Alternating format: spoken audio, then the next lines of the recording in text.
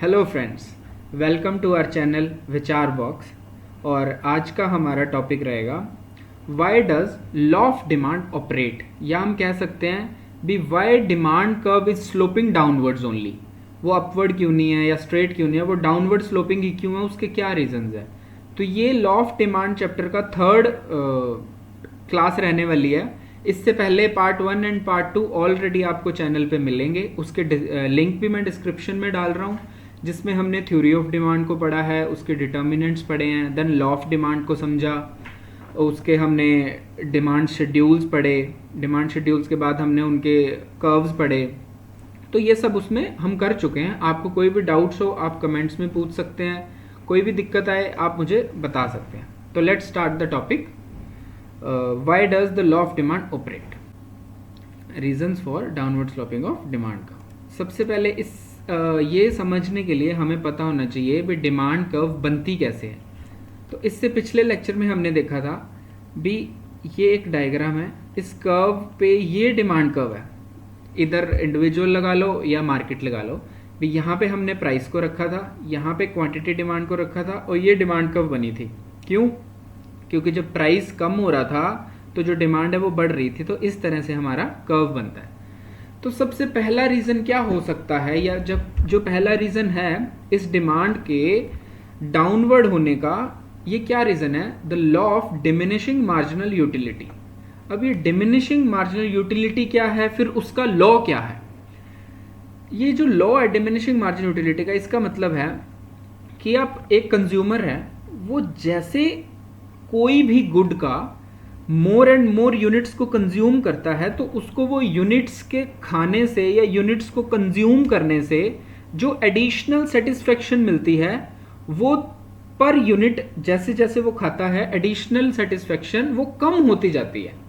इसको हम अगर समझें, आप ध्यान से सुनना मैं क्या कह रहा हूं। जैसे पहले हम इसकी डेफिनेशन देख लेते हैं या इसका meaning. As a consumer consumes more units of a good, the additional satisfaction या मार्जिनल यूटिलिटी, एडिशनल सेटिस्फेक्शन को या द नेक्स्ट स्टेप सेटिस्फेक्शन को मार्जिनल यूटिलिटी बोलते हैं, derived from each successive unit decreases.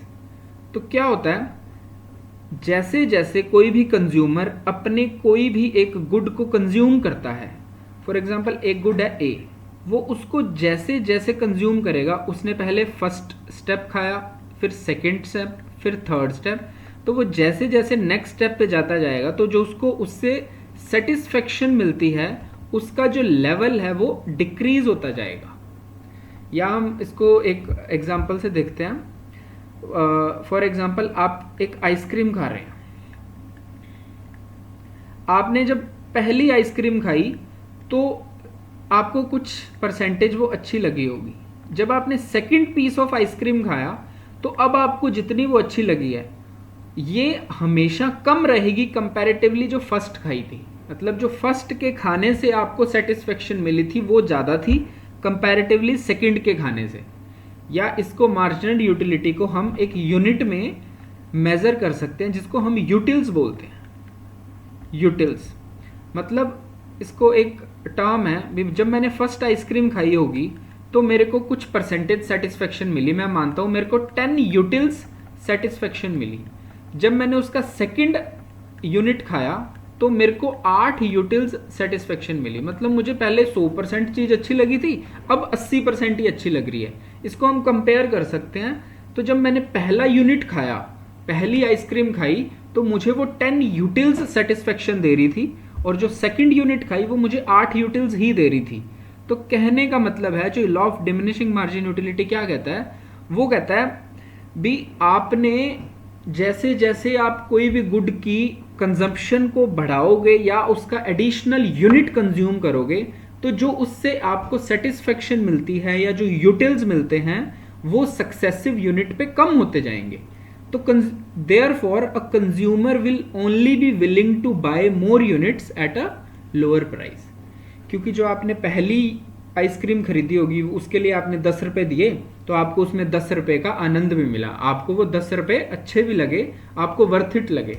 अब दूसरे टाइम पे आप सेम आइसक्रीम सेम ब्रांड की सेम फ्लेवर की खाओगे तब आपको क्या लगेगा, अभी ये उतनी स्वाद नहीं है जितनी इससे पहले स्वाद थी। तो अब आप उसके 10 रुपये देते टाइम सोचोगे भी अब ये जो सेकंड वाली है वो 10 रुपये वर्थ इट नहीं है। तो क्या होगा, अब आप उसको 8 रुपये में ज़रूर खरीद लोगे, बट आप उसको 10 रुपये में नहीं खरीदोगे। तो यही लॉ, इसी की वजह से क्या हुआ कि जैसे ही प्राइस गिरा तभी जाके आपने उसकी क्वांटिटी डिमांड को बढ़ाया। अगर प्राइस सेम रहता तो शायद आप उसकी डिमांड को नहीं बढ़ाते। तो ये वन ऑफ द रीजंस हो सकता है आपके जो डिमांड कर्व है उसके डाउनवर्ड स्लोपिंग का। डाउनवर्ड स्लोपिंग का यही मतलब होता है, कोई भी कर्व अगर डाउनवर्ड स्लोपिंग है उसका यही मतलब है भी अगर आप एक चीज खा रहे हो तो दूसरी चीज उसके सामने सेक्रीफाइस हो रही है। जैसे ही आपने क्वांटिटी डिमांड को बढ़ाया तो प्राइस को सेक्रीफाइस होना पड़ा। या आप बोल सकते हो भी आपने क्वांटिटी डिमांड को अगर कम कर दिया तो प्राइस को बढ़ना पड़ा। तो मतलब प्राइस को बढ़ने के लिए इसको सेक्रीफाइस होना पड़ा। कोई भी चीज डाउनवर्ड स्लोपिंग होती है तो उसमें एक चीज बढ़ती है और दूसरी चीज कम हो जाती है। तो इसी तरह से आपने जब पहला डिमिनिशिंग मार्जिन यूटिलिटी में हम बोल सकते हैं आपने पहला जब यूनिट खाया तो वो आपको अच्छा लगा, बट आप सेकंड यूनिट के लिए जो पहले यूनिट के लिए पे करा था वो आप नहीं पे करना चाहते, बिकॉज आपको जो सेटिस्फेक्शन लेवल है फर्स्ट और सेकंड यूनिट का उसमें डिफरेंस दिखा। यही मेरा डिमिनिशिंग मार्जिन यूटिलिटी बोलता है। क्लियर है? अगर इसमें कुछ भी डाउट आता है आप मेरे को कमेंट सेक्शन में बताइएगा, because it is a very important topic. Next देखते हैं इनकम इफेक्ट। अब हम जो चीज पढ़ रहे हैं वो ये पढ़ रहे हैं, जो मेरी डिमांड कर्व है वो डाउनवर्ड स्लोपिंग क्यों होती है। डाउनवर्ड स्लोपिंग का मतलब मैंने अभी बताया कि अगर एक चीज बढ़ रही है तो दूसरी का कम होना जरूरी है। तो इनकम इफेक्ट क्या कहता है, a fall in price of a commodity increase the real income या purchasing power of a consumer. So with real increased real income the consumer can afford to buy more of the same good. कहने का मतलब है एक आदमी है, उसकी income है 100 रुपये और वो 10 रुपए की एक चॉकलेट खरीदता है। तो वो 100 रुपए से कितनी चॉकलेट्स खरीद सकता है, 10 चॉकलेट्स, बिकॉज 10 रुपए एक चॉकलेट का रेट है। उसकी इनकम कितनी है, 100 रुपए। अब अगर उस जो चॉकलेट है उसका प्राइस क्या हुआ, उस चॉकलेट का प्राइस हो गया 8 रुपए। क्लियर है? अगर 8 रुपए प्राइस हो गया तो पहले वो कितनी खरीदता था, 100 रुपए में वो सिर्फ 10 चॉकलेट्स खरीद पाता था क्योंकि रेट क्या था, 10। अगर अब वो 10 चॉकलेट खरीदने जाएगा तो उसको पैसे कितने देने पड़ेंगे, 8 रुपए रेट है, 10 के हिसाब से उसको 80 रुपए देने पड़ेंगे। अब उसके पास एक्स्ट्रा कितने बच गए, 20 रुपीज बच गए। अब वो 20 रुपए की 2 और चॉकलेट्स भी खरीद सकता है, क्यों, 8 रुपए की एक है। तो अब वो 2 चॉकलेट और खरीदेगा तो 16 रुपए लग गए, उसके पास 4 रुपए फिर बच गए। तो प्राइस के गिरने से जब 10 से प्राइस क्या हो गया, 8 हो गया। तो पहले वो 10 क्वांटिटी खरीदता था, अब वो 10 + 2 12 क्वांटिटी खरीद सकता है और 4 रुपए उसके पास फिर भी बच जाएंगे। तो कहने का मतलब है अगर प्राइस गिरा तो उसकी जो इनकम थी, 100 रुपए इनकम थी, प्राइस के गिरने से उसकी रियल इनकम बढ़ गई। रियल इनकम का मतलब खर्चे खुर्चे निकालने के बाद उसके पास क्या बचा, उसकी रियल इनकम बढ़ गई। अब तो रियल इनकम बढ़ गई तो वो जो 2 चॉकलेट्स और अफोर्ड कर सकता है। तो पहले 100 रुपए से वो सिर्फ 10 चॉकलेट्स अफोर्ड कर पाता था क्योंकि एक का रेट 10 रुपए था। अब वो 100 रुपए से 12 चॉकलेट्स अफोर्ड कर पाता है क्योंकि जो रेट है वो 10 से 8 हो चुका है।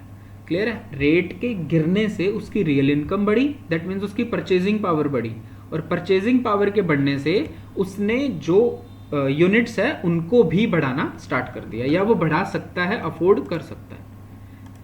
Next, substitution effect. अब ये सब्स्टिट्यूशन इफेक्ट क्या होता है, पढ़ते हैं। When the price of a good falls it becomes relatively cheaper compared to its substitutes. This induces consumer to substitute the cheaper goods for the more expensive once.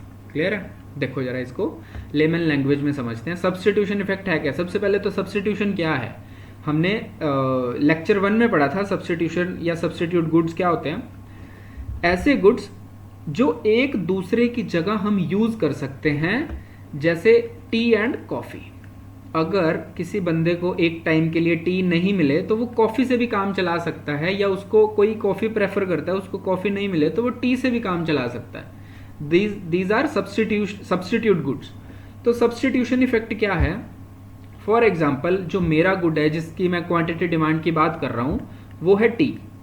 तो वो यहाँ पे कह रहा है भी अगर टी का प्राइस कम हो गया, अगर टी का प्राइस कम हो गया तो जो लोग कॉफ़ी पी रहे हैं वो क्या सोचेंगे भी जो उनका सब्सटीट्यूट गुड है उसका प्राइस कम हो चुका है, तो जो कॉफ़ी पीने वाले लोग हैं उन्हें कॉफ़ी महंगी लगना स्टार्ट हो जाएगी। क्यों?